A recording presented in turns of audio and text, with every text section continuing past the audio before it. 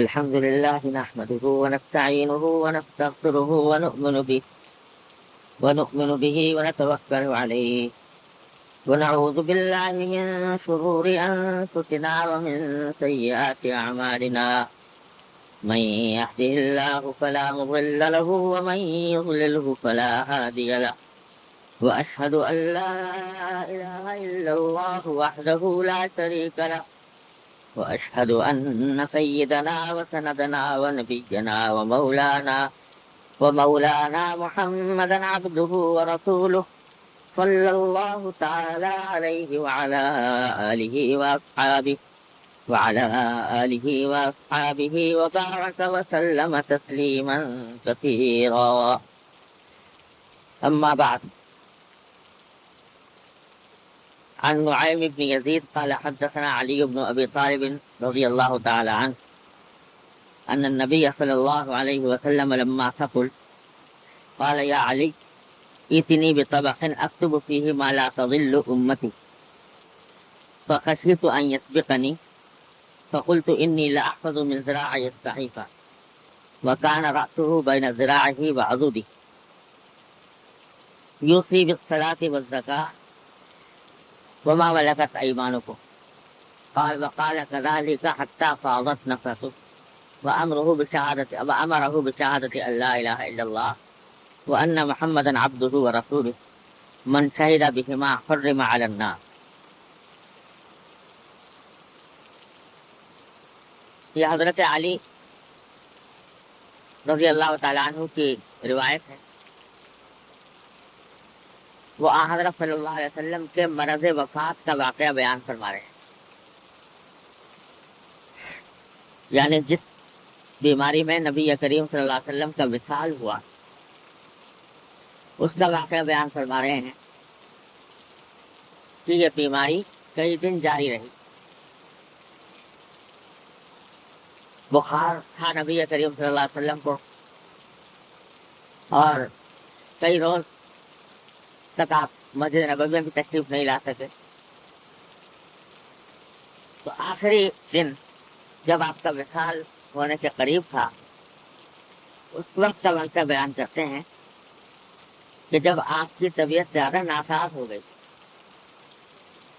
نے مجھ سے کہا، حضرت علی کہتے ہیں مجھ سے کہا کہ ایتنی بطبق اکتب فیہ ما لا تضل امتی، کہ میرے پاس کوئی ایسا تھال لے آؤ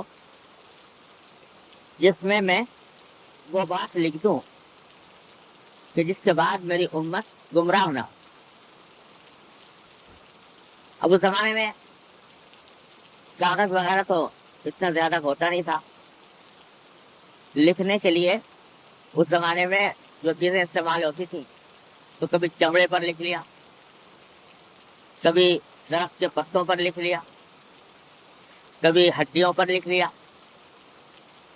اور کبھی کسی مٹی کے برتن پر لکھ لیا. تو آپ نے فرمایا کہ میں کچھ لکھوانا چاہتا ہوں تو کوئی سبق لے آؤ کہ جس پر میں کچھ لکھ دوں، ایسی بات لکھ دوں کہ میری امت اس کے بعد گمراہ نہ ہو اور وہ اس کے پاس میری وصیت محفوظ رہے. حضرت علی رضی اللہ عنہ فرماتے ہیں کہ حضرت صلی اللہ علیہ وسلم کی طبیعت اس وقت اتنی ناساز تھی کہ مجھے یہ اندیشہ ہوا کہ اگر میں کوئی چیز ڈھونڈنے جاؤں گا لکھنے کے لیے تو اندیشہ یہ ہے کہ میرے واپس آنے سے پہلے ہی آپ کی روح پرواز نہ کرے. اس لیے طبیعت ناساز. تو میں نے کہا کہ میں بجائے سے کہ لکھنے کے لیے کوئی چیز لے کر آؤں، میں خود یاد رکھوں گا، جو کچھ بھی آپ فرمائیں گے تو میں خود اس کو یاد رکھوں گا اور جب بعد میں موقع ہوگا تو لکھ لوں گا.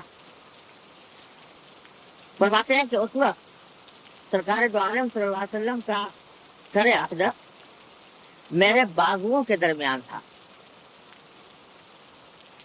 بازوؤں پر میں نے رکھا ہوا سرکار دو عالم صلی اللہ علیہ وسلم کا سر مبارک. تو اس وقت آپ کی زبان سے جو باتیں ارشاد فرما رہے تھے، جو کلمات آپ کے زبان مبارک سے نکل رہے تھے، وہ یہ تھے کہ آپ نصیحت فرما رہے تھے نماز اور زکوٰۃ کی، اور یہ فرما رہے تھے کہ نماز کا خیال رکھو، زکوٰۃ کا خیال رکھو، اور تمہاری ملکیت میں جو غلام باندی ہیں ان کا خیال رکھو،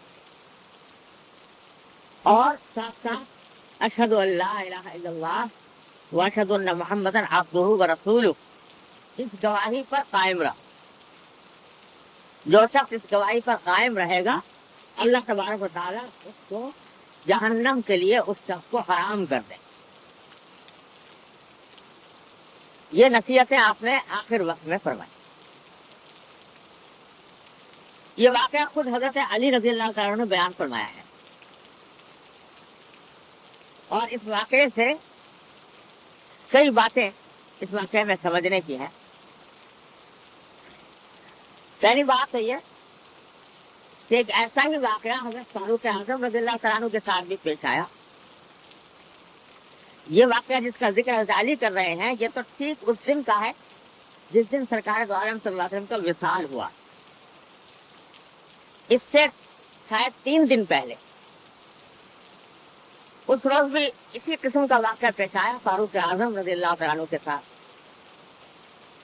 یعنی اس دن بھی حضرت صلی اللہ علیہ وسلم کی طبیعت بوجھل تھی، طبیعت زیادہ ناساز ہو رہی تھی، تو اس وقت حضرت فاروق اعظم رضی اللہ تعالیٰ عنہ پاس تھے، حضرت عباس جو حضور اکرم صلی اللہ علیہ وسلم کے چچا تھے وہ قریب تھے، اور شاید حضرت علی بھی تھے۔